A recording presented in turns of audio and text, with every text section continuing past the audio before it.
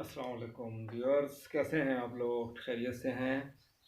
और थोड़ी थोड़ी सर्दी भी इंजॉय कर रहे होंगे क्योंकि दिसंबर तकरीबन मिड हो गया है और अभी तक यहाँ पर मुल्तान में पूरी तरह से सर्दी पड़ना शुरू नहीं हुई है। तो अच्छा प्लेजेंट मौसम है।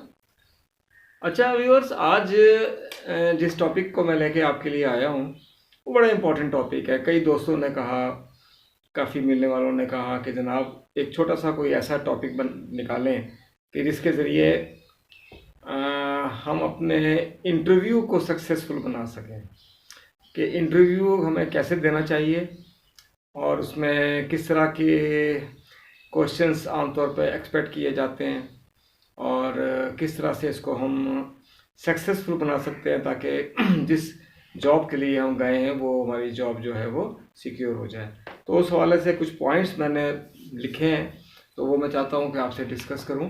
सबसे पहला पॉइंट जिसके अंदर है वो मैं कहता हूँ कि आपकी ड्रेसिंग, क्योंकि first impression is the last impression. जब आपकी ड्रेसिंग आपकी फॉर्मल होगी, अच्छी होगी, अगर आप पैंट कोट वगैरह और टाई वगैरह लगा के जा रहे हैं या अगर आप शलवार कमीज़ पहन के जा रहे हैं तो उसके ऊपर वेस्ट कोट ज़रूर पहने। प्रॉपर अगर आपने शेव की हुई है तो प्रॉपर तरीके से शेव होनी चाहिए, और अगर आपके बियर्ड है तो उसको प्रॉपर तरीके से सेट होना चाहिए। आप वो तमाम मतलब चीज़ें जो कि एक अच्छे ड्रेसिंग के लिए और अच्छी पर्सनैलिटी के लिए ज़रूरी होती है वो बना के आपको जानी चाहिए, जिससे इम्प्रेशन जो है वो इंटरव्यू लेने वाले पर बहुत अच्छा पड़ता है। तो ये तो एक बेसिक चीज़ है जो कि आप अपीयरेंस के अंदर जब आप अपने आप को पेश कर रहे होते हैं, ऑफिस में जाएं, नॉक करें, परमिशन लें और फिर उसके बाद अंदर जाएं। उसके अलावा चंद एक चीज़ें हैं, कुछ टिप्स हैं जो मैं आपको बताना चाह रहा हूँ।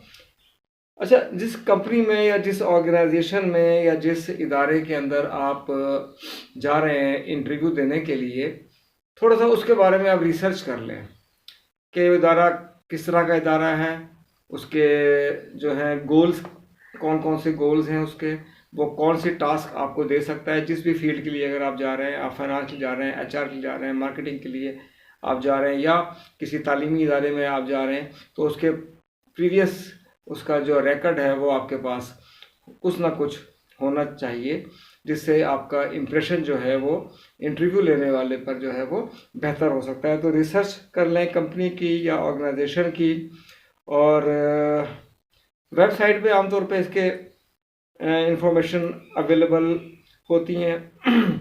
या ये भी हो सकता है कि कुछ दफ़ा ये भी देखने में आया कि जिस इदारे में आप इंटरव्यू देने जा रहे हैं तो वहाँ कोई ना कोई आपका वाकिफ़ का दोस्त है, आप कोई ऑलरेडी वहाँ पर जो है वो काम कर रहा होता है, तो उससे भी आप जो है उसकी मालूमात हासिल कर सकते हैं, ताकि इंटरव्यू लेने वाले पर ये चीज़ आया हो कि आप वाकई इंटरेस्टेड हैं इस जॉब के लिए और इस इदारे के लिए, कि आपने इसकी पहले से आपने जो है वो इन्फॉर्मेशन ली हुई है।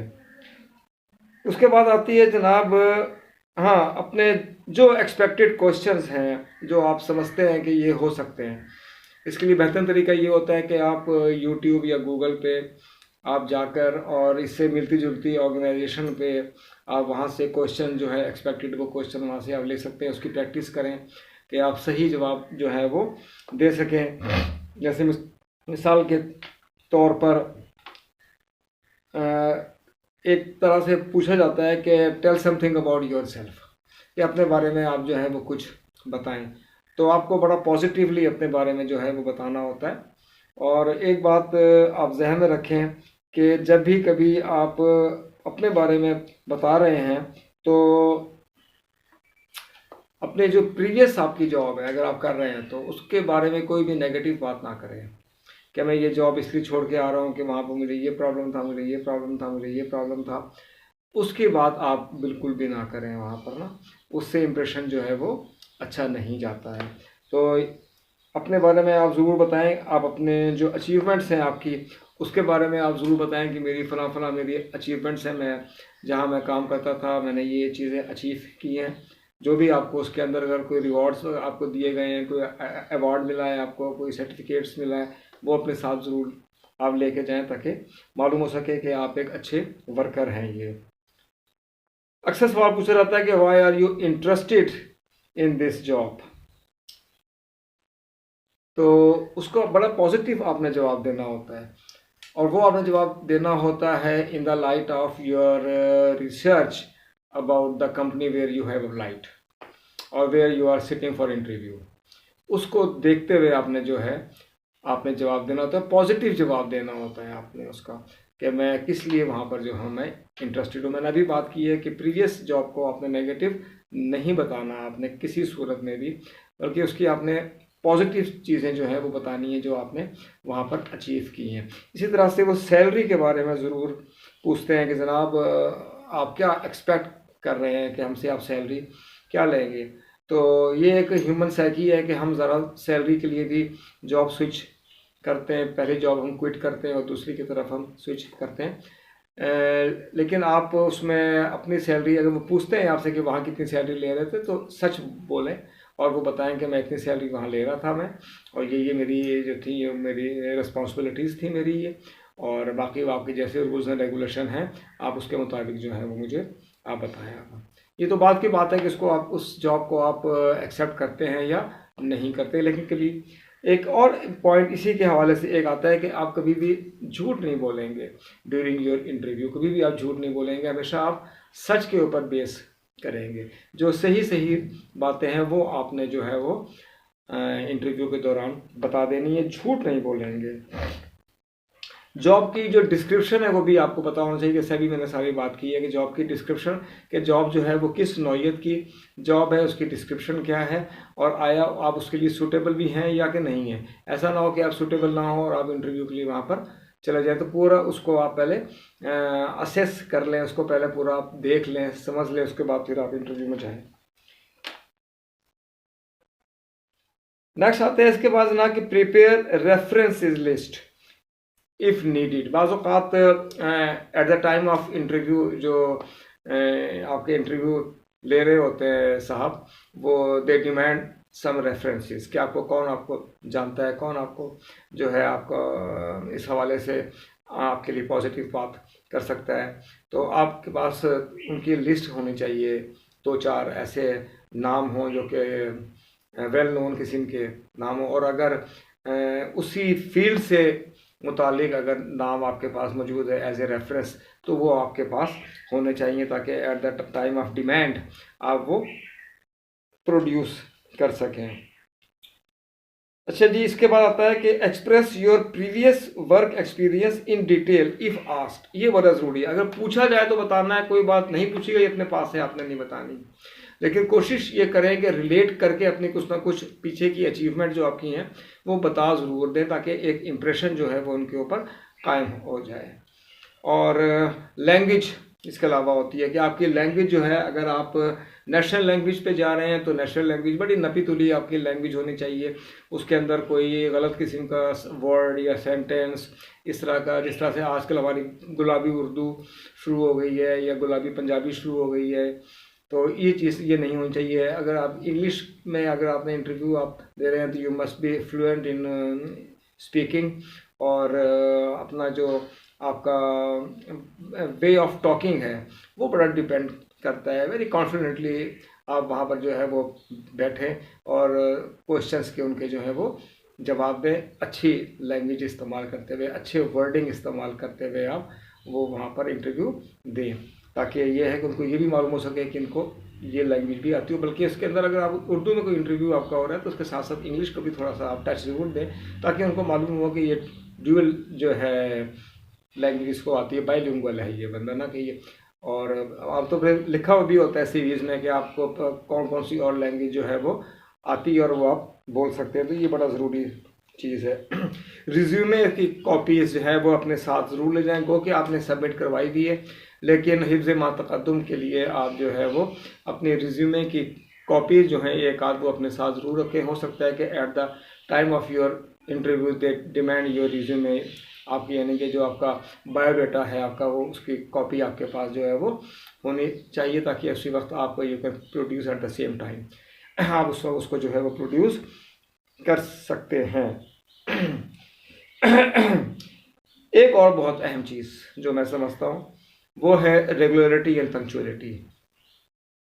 रेगुलरिटी एंड पंक्चुअलिटी यानी कि आपको वक्त मुकर्ररा पर पहुंचना चाहिए। वक्त मुकर्ररा पर आप रेगुलर हों और पंक्चुअल हों, बल्कि 10-15 मिनट पहले आप जो हैं वो इंटरव्यू के लिए वहाँ पर पहुँचे, ताकि अगर कोई वहाँ पर कोई फॉर्मेलिटीज़ होनी है तो वो आपकी फॉर्मेलिटीज़ भी हो जाए। अच्छा, कोई भी आपको वहाँ पर उस इदारे में कोई शख्स आपको भी मिलता है, उसके साथ बहुत ही रिस्पेक्ट के साथ, बहुत ही इज़्ज़त एहतराम के साथ आप उससे बात करें, ताकि आपका इम्प्रेशन जो है वो वहाँ के लोगों के ऊपर भी अच्छा इम्प्रेशन पड़े। नंबर नेक्स्ट जनाब है, मैंने लिखा है कि keep your answers concise and well focused.